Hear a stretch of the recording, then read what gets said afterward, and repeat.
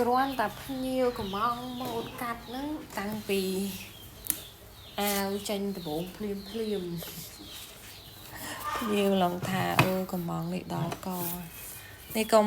គាត់ត្រូវជាមានបងថ្លៃខ្ញុំណាអញ្ចឹងទៅព្រោះចេះកាត់ទៅបើគេផ្សេងហ្នឹងបែបខឹងលែងយកឲ្យអាវនឹងហើយសរ៉ូបនឹងបងប្អូនតែដោយសារគាត់ជាមីងបងថ្លៃអញ្ចឹងទៅគាត់ចេះលូដែរពេលយកទៅឲ្យនឹងថាអូជាងនេះដល់កហើយគាត់ថាខោ2កាផ្លេកាត់មួយឆ្នាំ